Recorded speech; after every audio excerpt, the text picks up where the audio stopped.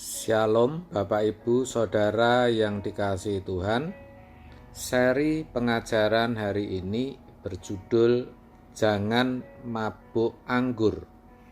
Saudara, firman Tuhan mengingatkan agar kita jangan sampai mabuk anggur. Dikatakan, dan janganlah kamu mabuk oleh anggur, karena anggur menimbulkan hawa nafsu, tetapi hendaklah kamu penuh dengan roh. Efesus 5 ayat 18. Saudara, ayat ini konteksnya adalah memperhatikan dengan seksama bagaimana kita harus hidup. Bagaimana supaya hidup kita itu sesuai dengan kehendak Tuhan. Di sini Tuhan membandingkan mabuk anggur dengan penuh roh. Dikatakan kalau seorang yang mabuk anggur, ia akan dikuasai oleh hawa nafsu. Artinya, anggur yang memabukkan itu bisa menjadikan seseorang tidak lagi bisa menguasai dirinya, lalu menuruti segala hawa nafsunya. Rasul Petrus mengatakan orang seperti ini adalah orang yang sedang mengalami kebodohan. 1 Petrus 1 ayat 14. Dikatakan demikian, hiduplah sebagai anak-anak yang taat, dan jangan turuti hawa nafsu yang menguasai kamu pada waktu kebodohanmu.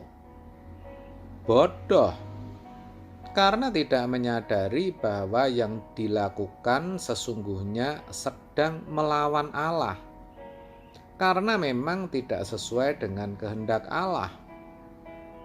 Tuhan mengingatkan agar hal itu jangan sampai dilakukan atau dialami orang Kristen. Maka ia berkata, jangan kamu mabuk oleh anggur. Saudara, kalau suatu peringatan dimulai dengan kata jangan, artinya itu peringatan yang keras dan akibatnya pasti fatal. Kita tentu pernah membaca peringatan yang berbunyi, jangan ngebut, nanti benjut. Kalimat itu tentu ditulis di jalan yang berbahaya, yang mana di sana sering terjadi kecelakaan dan menelan korban jiwa.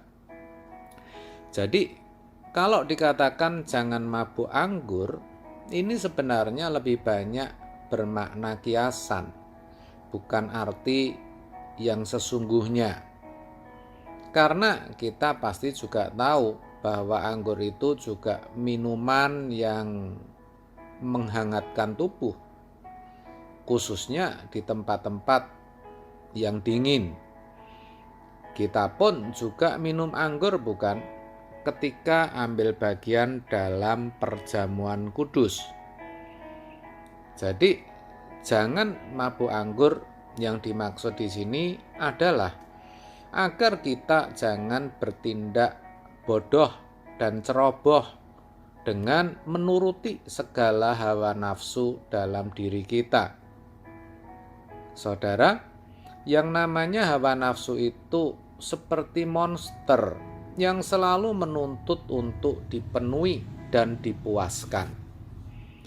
Orang yang punya hobi mengkoleksi barang-barang branded selalu tidak pernah puas dengan yang sudah dimiliki.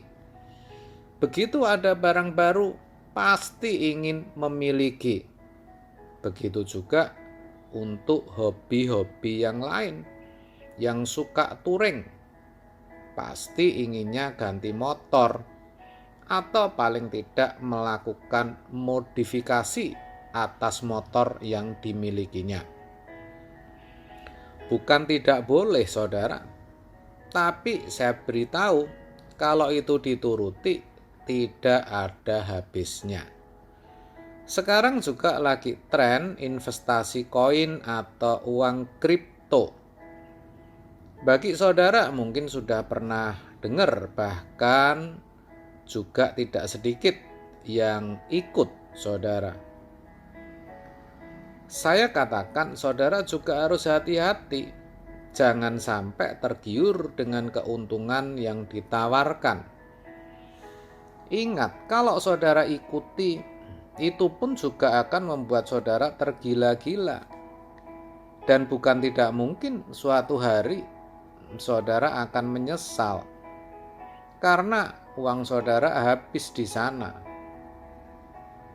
Belum lagi keinginan seks. Ini juga berbahaya saudara. Ini bisa merusak rumah tangga dan yang pasti akan membinasakan. Tetapi ada juga yang sepertinya bukan hawa nafsu, tetapi sesungguhnya itu hawa nafsu. Apa itu? Yaitu kebiasaan membicarakan kesalahan atau kejelekan orang lain di belakang. Wah, ini juga bahaya saudara. Kalau dituruti, bukan tidak mungkin bisa berkembang menjadi suatu fitnah. Padahal fitnah harus juga dihindari. Alkitab berkata, karena itu buanglah segala kejahatan, segala tipu muslihat, dan segala macam kemunafikan, kedengkian, dan fitnah. 1 Petrus 2 ayat 1. Saudara, orang yang mabuk anggur, yang menuruti hawa nafsunya, tidak akan mendapat bagian dalam kerajaan surga. Itu harus benar-benar diperhatikan. Karena tentu di surga tidak ada orang yang mabuk ya saudara. Sebab itu, mari saudaraku, saya ajak kita berjuang agar jangan sampai seperti orang yang mabuk anggur. Artinya kita selalu menuruti hawa nafsu yang ada dalam diri kita.